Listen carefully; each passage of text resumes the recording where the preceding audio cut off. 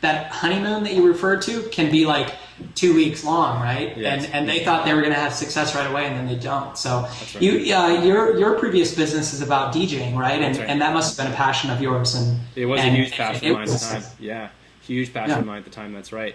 And just like any business, it had some challenges, but I just loved it. I loved waking up every day and doing it, and that's what kept me going. Yeah. Yeah, exactly. So with Think Traffic, one of the things I love about it is that you are very transparent about your traffic numbers, about where your traffic's coming from. For anybody that hasn't seen Think Traffic, go check it out and see their monthly reports. They're awesome.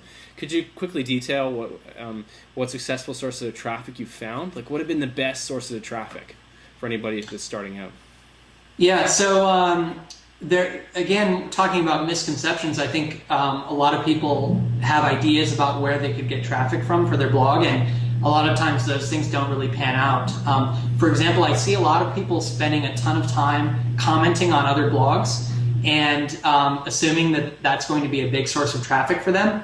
But in reality, those comments might lead to just a small trickle. Maybe it's good like in the first couple of weeks when you're starting out, but in the overall scheme of things, it doesn't matter a whole lot. The thing consistently that I find that leads to the most traffic is networking with other bloggers, and the reason that leads to traffic is because when you talk with other bloggers and just offer to help them out, or even write about other blogs on your own blog or on your own site and refer to how awesome some piece of information or advice was, then you get on that blogger's mind, and eventually when they're writing a post, they might put a link to you in that post.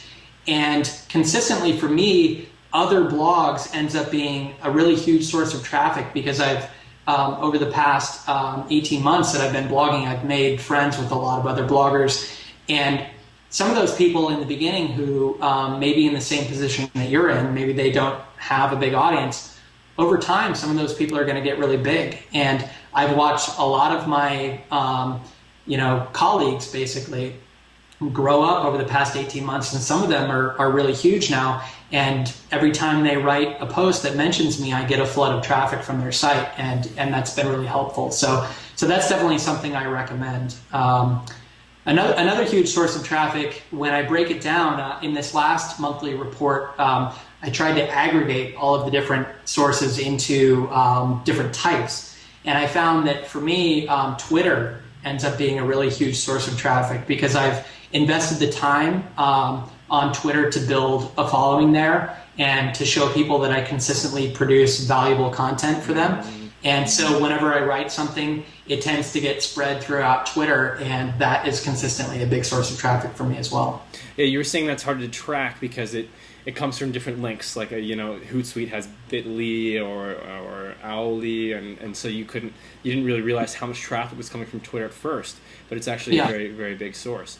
Is that because you already had an account through your previous business with a bunch of followers, or? No, so my current following on Twitter, I started in March of 2009, basically when I started the Free Pursuits blog, and I've just over the past 18 months tried to spend a little bit of time every day on Twitter. Some days more than others, and some days, like on the weekends, I don't end up spending a whole lot of time, but just consistently checking in every day for 10 minutes, a couple of times a day, sharing things and trying to be helpful to people. I find that if you answer questions that people have on Twitter that you see, that's a good way to make friends and connect with people. And so just doing that organically over time has grown my audience. And the thing about Twitter is I think there's a misconception that the more followers you have, the better for your business or for traffic.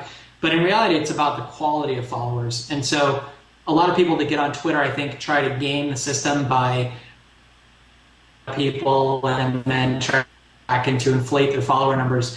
And really that doesn't pay off at all, because those people may not be interested in what you have to say, and they haven't learned about who you are in a genuine manner. So I encourage people just to be genuinely helpful. And you may find that having 1,000 really dedicated followers is better than some of those people that you see out there who have 50,000 followers, but seem to just produce a lot of spammy sort of garbage, right? And that's what most people do, is they get the software that auto ads people, and every tweet is about their blog. It's not really adding value to their followers' lives.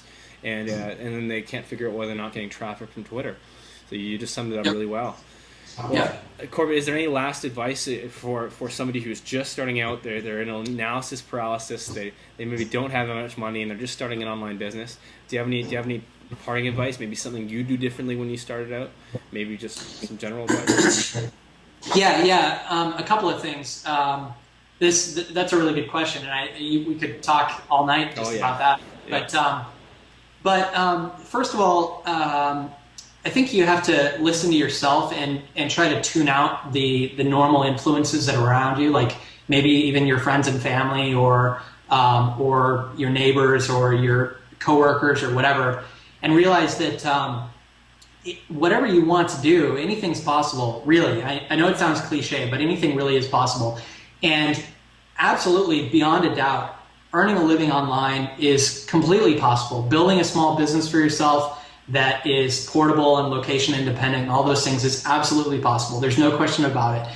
You just really have to dedicate yourself to it and realize that it's going to take a lot of work to get there, and that there's a really steep learning curve to begin with. I've been building websites for a decade, and in one form or another, and I've been pursuing building my own business for about 4 years now. And so there's a pretty steep learning curve that you have to realize in the beginning that you're going to have to get over, and consider to yourself if it's really worth it or not. Is that really something that you want to dedicate yourself to day in and day out for months on end? And if the answer is yes, then break it down into small goals and just start pursuing one little milestone after the next. Take action. The first goal could be just to build a website, the next goal could be just to make a single sale online, and break it down into those measurable goals, and don't focus on, I want to make $10,000 a month online or something, because that's going to take you a while to get there, and you'll feel defeated if you don't get there shortly. So break it down into small, doable goals, and I think you'll find that if you really focus on just one of those at a time, it'll build momentum and build confidence, and you'll find that you're really learning a lot. And I found with my own business that the path to making a decent income where you can support yourself was really sort of an exponential type thing.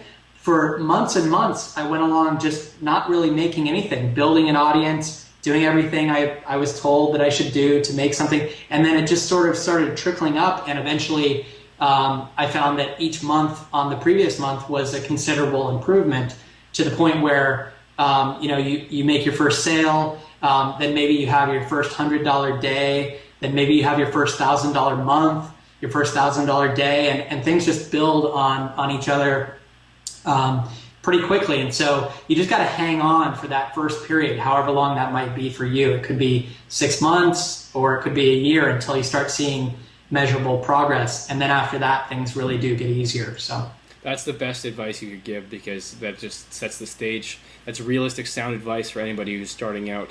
It kills all those short-term expectations, but still makes it within grasp to actually build up a successful business. So thank you for that last note there. So your affiliate course is going live tomorrow. Is there any special deals or promotions or anything you want to mention before we part ways? Yeah, so I launched the course 2 months ago, and I just did it for 24 hours because I wanted to get a small group of people that I could work with hands-on and get feedback from to improve the course with. This time around, I know that there's a lot of people who wanted to get in last time. So what I'm going to do is keep the price at what it was for the introduction, just for the first 48 hours. So this relaunch that starts tomorrow, for the first 48 hours, you're able to get in on the course for the same price that I offered it for the very beginning group. And then after that, it's going to go up, and then it'll be available on my site ongoing after that. So awesome.